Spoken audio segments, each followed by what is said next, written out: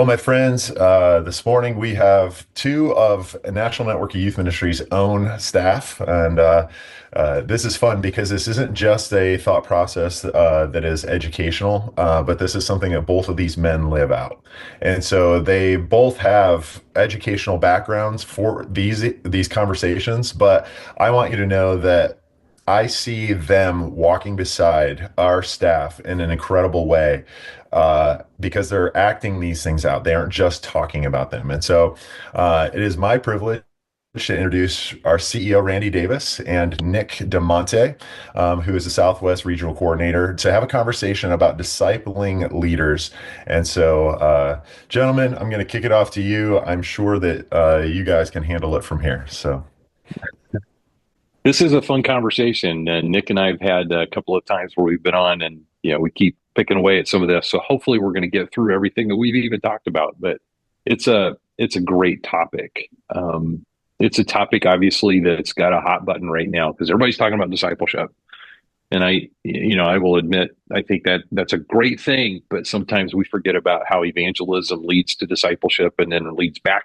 Once we've been discipled, it leads back to evangelism. So it becomes very circular in our journey. But one of the pieces about discipleship that's so important is that growth mode. And one of the things that we've talked about that we want to make sure is happening, how do we not only in our own personal journey have that Jesus journey growth that we need to have, but we can also bring others along on the ride. And so that's a piece that we want to try and get into. Nick did some incredible work for his master's thesis on this area. And so I was privileged and honored to be a reader for him, and sent him a lot of red marks on his paper at one time, and he cleaned those up, man. But it's been fun to just be a part of that journey with him. But we're going to kind of dive into this. Nick, anything you want to say before we jump into it? Yeah, just on that, like I was getting ready to do the master's project and I thought like, hey, who would I want to be someone doing this with me? And I reached out to Randy and he said, well, I'm working on that for my doctorate right now, right? And I went, no, and now I kind of regret asking you because you know the topic really well and I'm going to get chewed up way more.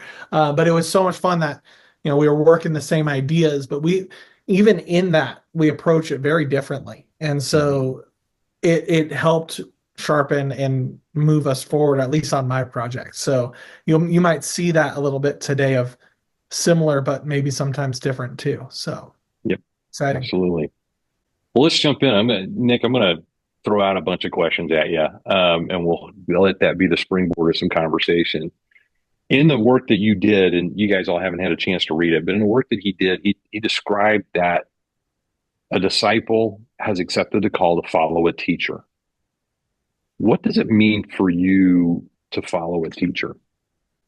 I think to start discipleship, we have to kind of define, right? Because each of us, when we think about the term discipleship, we're going to have something come to mind, whether that's a good experience or a bad experience or an experience we wish we would have that we haven't had yet.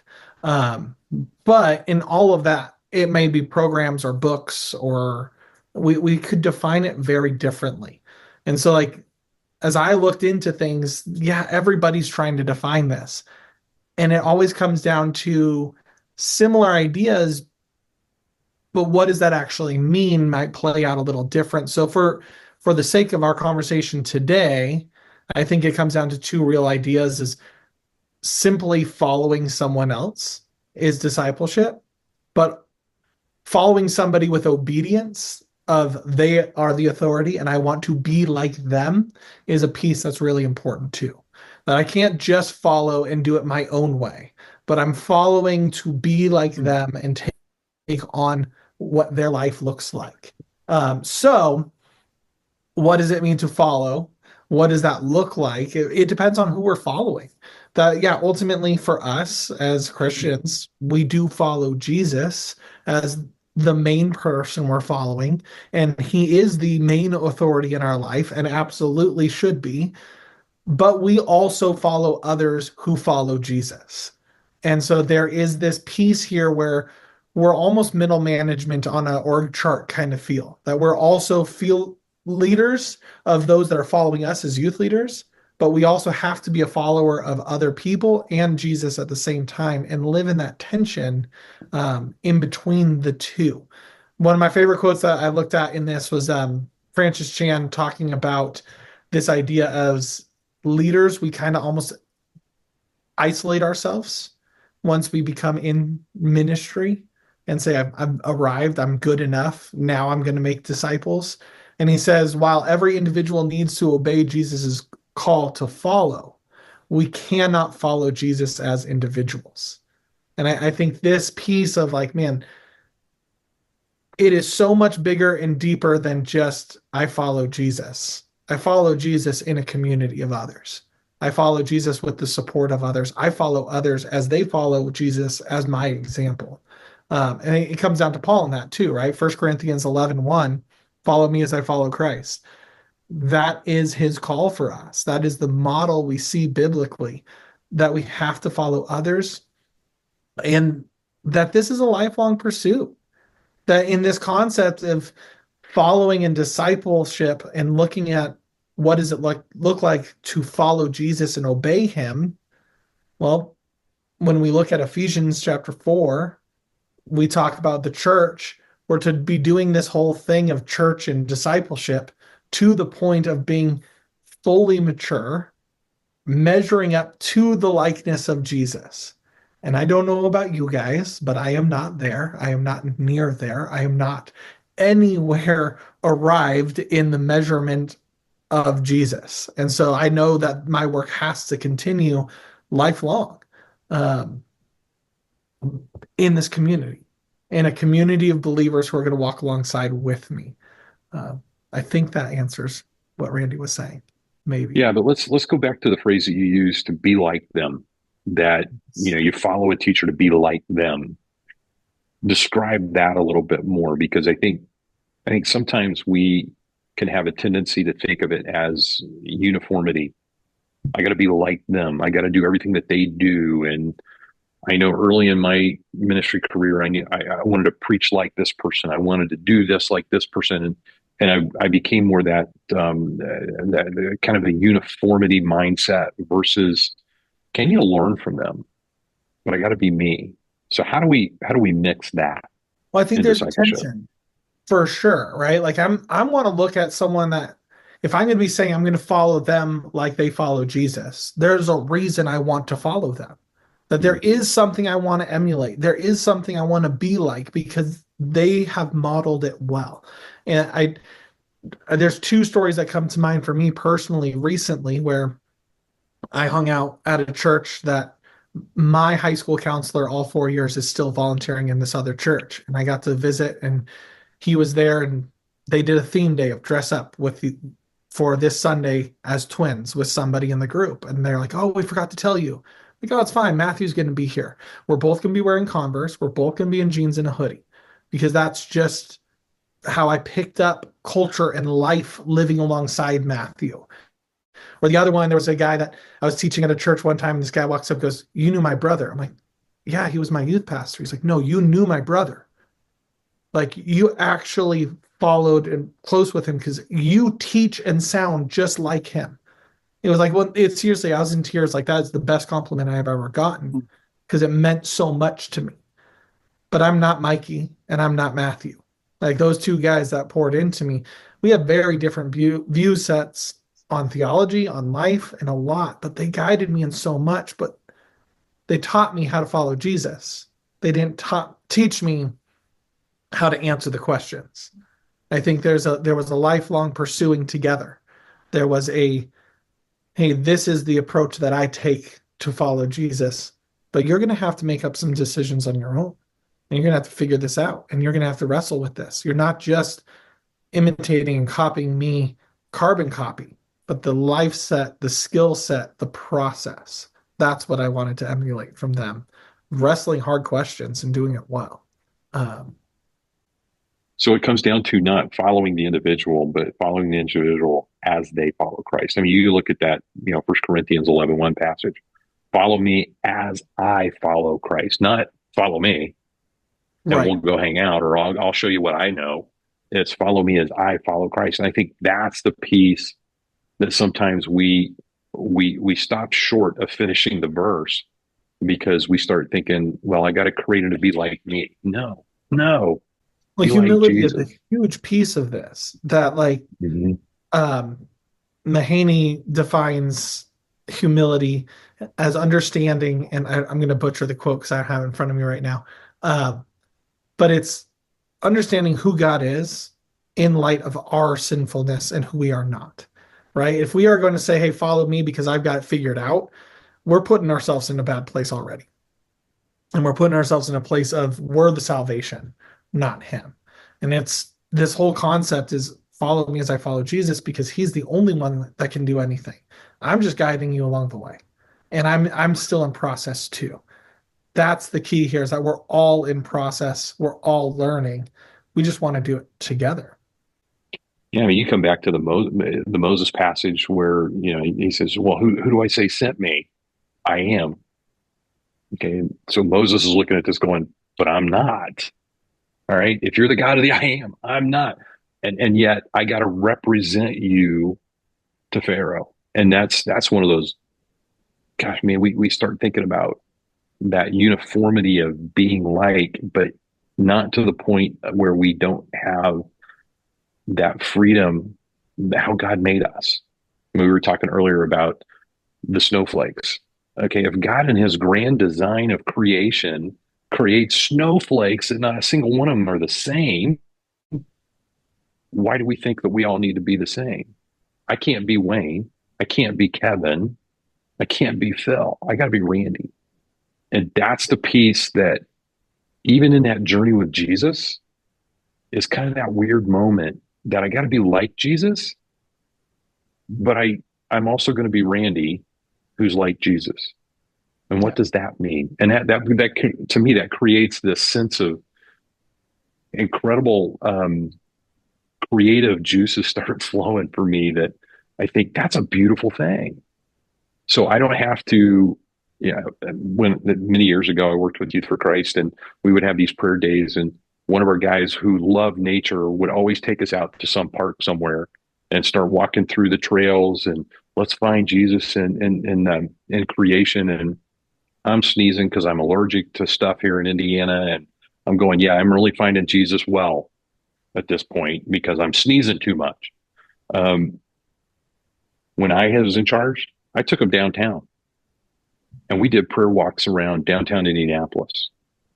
And I said, just listen to the people. And so we did different things with the Mhm. same desired outcome, but we just see it in a different way. And I think that's that beauty of, we don't have to have, we need to be single in our purpose of following Jesus. But how we follow Jesus doesn't always have to be that way. And that's Well, we were it talking comes earlier about back. the disciples. It comes back to the fact that discipleship is relationship, not a program. Yes. Programs can help us. Programs can engage us in those relationships or give us a structure to that relationship to start things, to engage us in how could this look or what might this be. But it can't be the end all be all, right? If discipleship is simply a program, if it's simply a book or a process you're going to do and you check the box when you finished, that's not discipleship. That was a program you read. It was a catechesis. It was beneficial and good for the purpose of what it was, but it's not lifelong discipleship of following Jesus. And we've got to look at that. And it's going to look different. And there's going to be multiple relationships that we are in discipleship at the same time. And that's another frustration, that we rely on a program that is singular in its purpose and its outcomes, and we try and give that to the masses of students we work with or the masses of other people that we work with. And we think, well, everybody ought to fit into this. Well, no, they can't. And so Jim Burns used to teach me years ago, personally tailored discipleship plans. You got to figure out what the person needs Mhm. before you start handing them anything when it comes to discipleship. And you need to, and we were talking earlier about that relational aspect that has to come into play. So again, I'm going to come back to a statement you made earlier. You can't, and it's in the Francis Chan's quote, you Mhm. can't follow Jesus as individuals. It's about community. There's a great principle that a gentleman wrote years ago, and he was actually one of my profs, and he made a comment. He goes, "Most growth happens in a small social context." Mhm. Okay, so unpacking that a little bit, it's when we grow because of each other, Yeah. not because I've gone to the mountain by myself. Well, It's when I go with somebody else. that's the three, like there's three areas I focused on in relationships, right? That we can't do this alone, but there's really, I boiled down to my master's project. There's three directional relationships in discipleship. There's two that I think are really focused on often in church and leadership, but there's one that I think we on this call need to focus on way more. And so the first would be upward discipleship, and we've talked that a little bit already of like, who am I following that's following Jesus, or am I following Jesus? Those are really the two upwards. Who am I just being discipled by, being aware of who they are, why I'm wanting to follow them, their influence in my life, and then being obedient to their guidance and their authority in my life. That sometimes that upward relationship, they're going to have to come down and say, "Hey, Nick, you're out of bounds and you've got to change here." And my gut's going to be saying, "No, I'm not." But if I know that they are in that upward relationship of discipleship for me, I should have a better posture of, "Nope, I'm following you because I want to emulate you in your faith. And so I'm going to listen to you when you call me out on something a little bit more intently because I've given you that permission in my life. And that's why I want you in that relationship." Unfortunately, I think we stop that one way too often when we step into leadership roles. I've made it here now, and now I'm going to focus on downward relationship, and I'm good enough, and I don't need someone calling me out anymore. That's really dangerous for us to put ourselves in that position of, hey, I still need to be listening and following and learning. The downward relationship is for us as youth leaders, right? This is the easy answer when people ask, who are you discipling? Oh, it's my youth group. I would question that and challenge you. Are you actually relationally like discipling those students in your care as much as maybe it's the three youth leaders that I pour into the closest? Maybe it's the five volunteers that I have that, man, I'm really discipling them, and then they're going to go and really relationally disciple those students. I don't believe we can do great discipleship from the stage. It's not as capable or impactful as living life with those students that are falling behind us or those volunteers that are falling behind us. That is so much more impactful and deeper when we walk alongside them in the ups and the downs. But then the third one that I would love to spend some time talking more is this idea of lateral discipleship. It's the people that are walking alongside us. It's the people that are in our networks.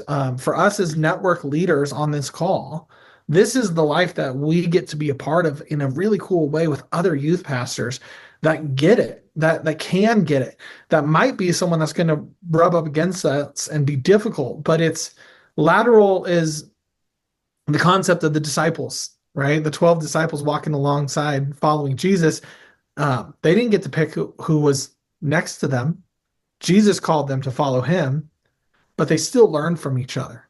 And these guys are not, easy, great, wonderful. We all agree, right? Like you got Simon the Zealot, who's literally a part of an extremist political group ready to draw a sword and take out any Roman influence in the room, right? They want that passion, that fight.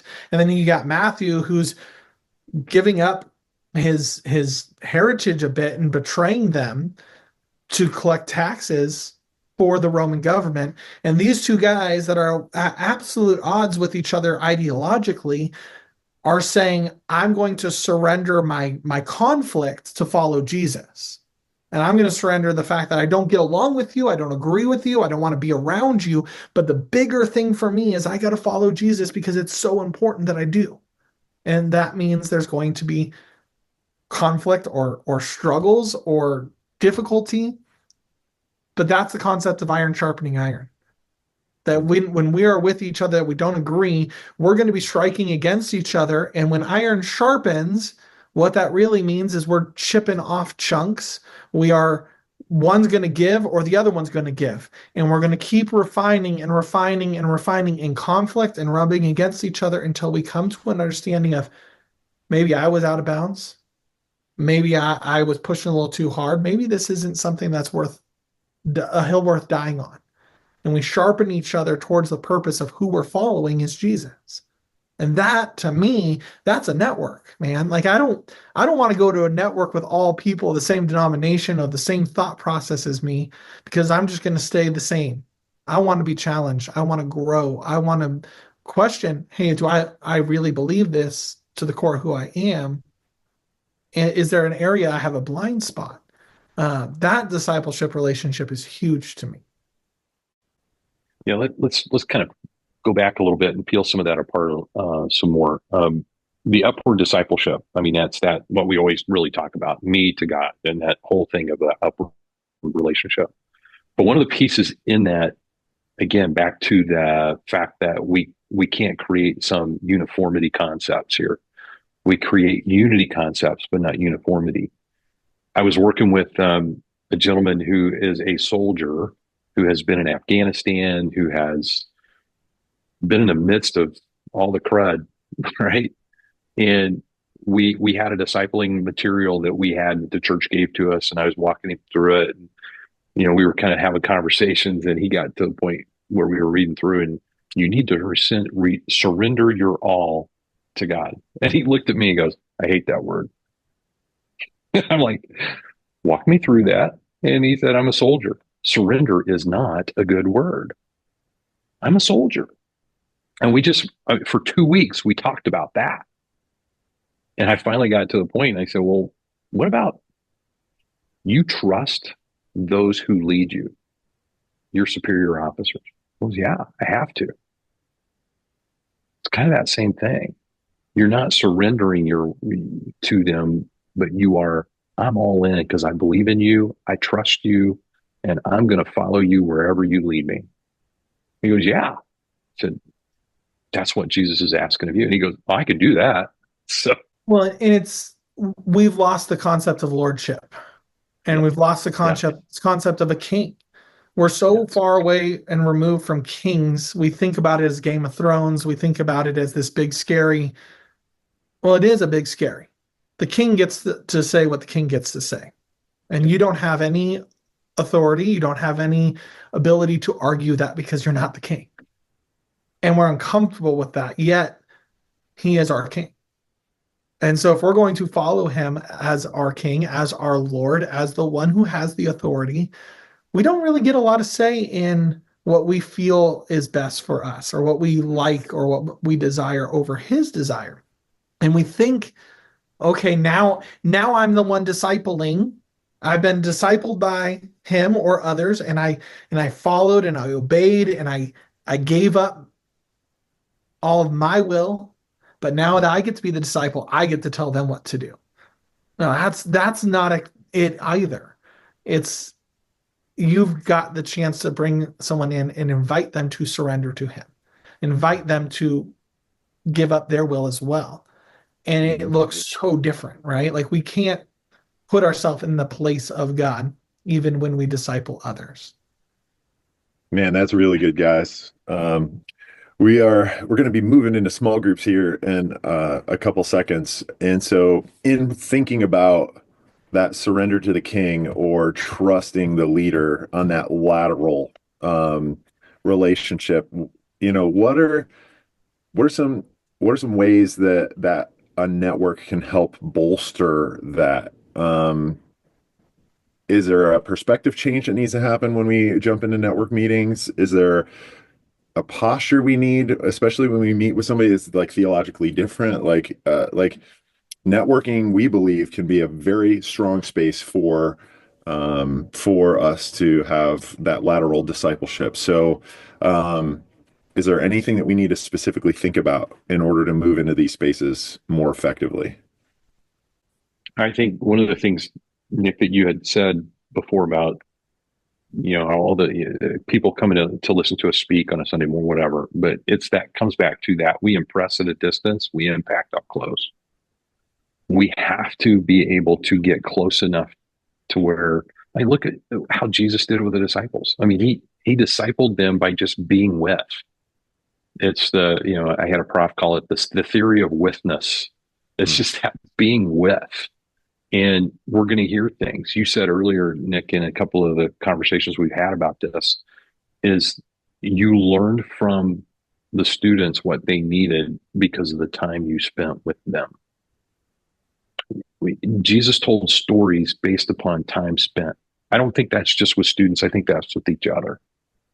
I think that's where in that network relationship, so it's not I can disciple this person so they can follow me. No, it's we're in this together, but we got to be together to hear what each other needs. One last thing, and then I'll turn back over to you, Nick. One of the pieces in some of my work, work, to small groups for them to dig in. So true. Yeah. But one of the things that I've been working with, that I've been trying to discern, when you have a leader who has had a crash and burn moment, the statement that they say that they needed was a trusting, restorative community. Can I catch that phrase? Trusting, restorative community. So that even though when I'm screwing up, they're going to love me enough to want to kick me in the butt and give me a hug at the same time. That they can journey with me, even though they know I'm screwing up and I'm struggling. That's a trusting, restorative community that we need desperately, leader to leader. So that's just a thought that we need to process. How do we put that into play? So sorry, Nick, I stole some of your time. No, we're good. We'll jump into the small groups, I think, right, Wayne? Yeah. So we've got a couple questions we're going to drop in, especially the upward, downward, lateral question. What direction do you need to focus on in your leadership development? And a lot of us need to think about that lateral relationship because we're burning out and we don't even realize it. We need somebody to walk beside. How do you create a capacity to be discipled or to disciple other leaders? Maybe you're listening to podcasts and thinking that's enough. Maybe you need to actually go toe to toe with somebody. And how can you cultivate a culture of discipleship within your network? And so more than just collaboration, how do we create discipleship? So those are the three questions. I think Phil's going to drop them into the chat, and then we'll kick you guys into small groups to chat about these things. Feel free to pause the video here and think through these questions yourself, or with the group that you're viewing this with.